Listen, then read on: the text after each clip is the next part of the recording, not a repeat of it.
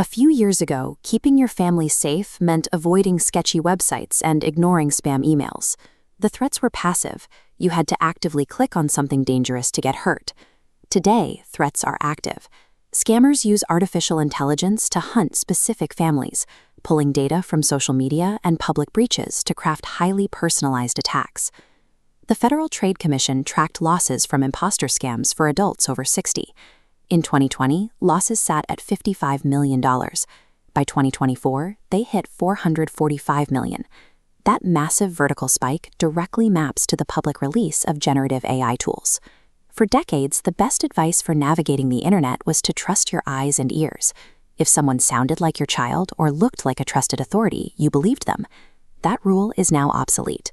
Voice clones and deepfake videos can flawlessly mimic reality, turning your own senses against you. We are going to look at 5 specific AI-powered scams currently targeting families. For each one, we will evaluate the exact return on investment for the defenses you can put in place right now, comparing the effort they require against the actual protection they deliver. Software updates and verification algorithms will always lag weeks or months behind the newest AI threats.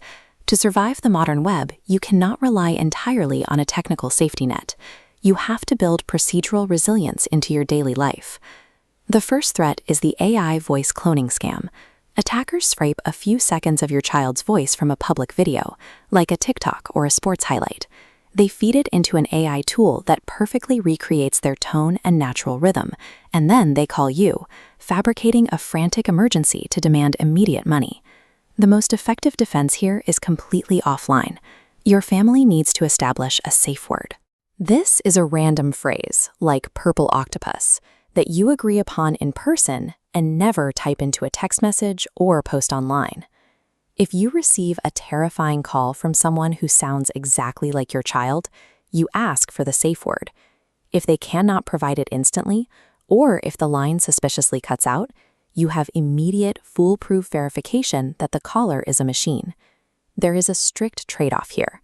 This defense falls apart entirely if panic overrides your memory, or if your actual child forgets the word during a real emergency. Even with that risk, safe words offer the highest protective return on investment against voice cloning. It works perfectly, as long as the adults in the family commit to regulating their emotions during a perceived crisis. The second scam leverages familiar faces. Criminals are generating hyper-realistic deepfakes of trusted public figures and tech CEOs, broadcasting them on live streams to promote fake cryptocurrency giveaways that drain user wallets in minutes. Beating this requires a cognitive protocol known as the SIFT method. It stands for Stop, Investigate the Source, Find Better Coverage, and Trace Claims to the original context. The middle 2 steps are the most critical. To verify a live stream or a viral post, you have to leave the original platform. You open a new tab, search for the claim on established news sites or independent databases, and see if anyone else is reporting the exact same giveaway. The trade-off with SIFT is the massive amount of cognitive friction it adds to scrolling. Because it requires active work, kids and teenagers will naturally want to skip it for convenience. You have to enforce it anyway. Active investigation is the only viable way to build long-term digital literacy against visual lies that are designed to bypass our natural skepticism. Threat number 3 is a personalized extortion attack. Criminals buy passwords and personal data from old corporate server breaches. They email you or your child, include that real password to prove they have access, and claim they have recorded you visiting adult websites through your webcam. They demand payment within 24 hours to keep quiet. The required defense here is a strict family rule.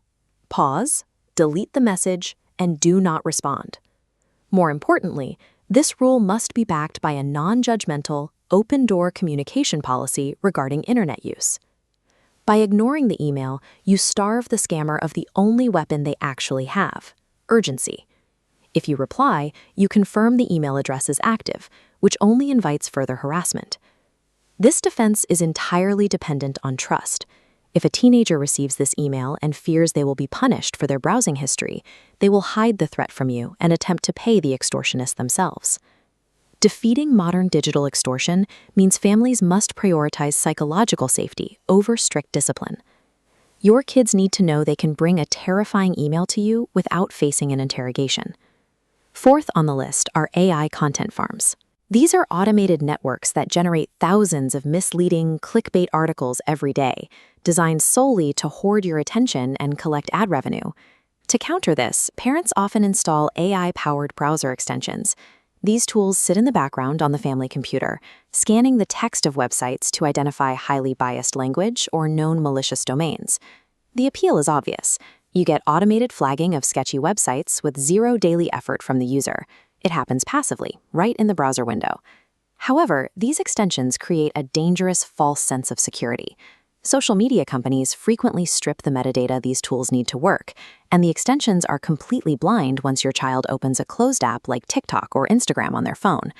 Outsourcing your critical thinking to an automated filter leaves you uniquely vulnerable. The moment the algorithm figures out how to bypass that specific filter, you have no secondary line of defense. The final major threat is vishing, or voice phishing. Scammers spoof caller ID to impersonate bank managers, police officers, or official government agencies.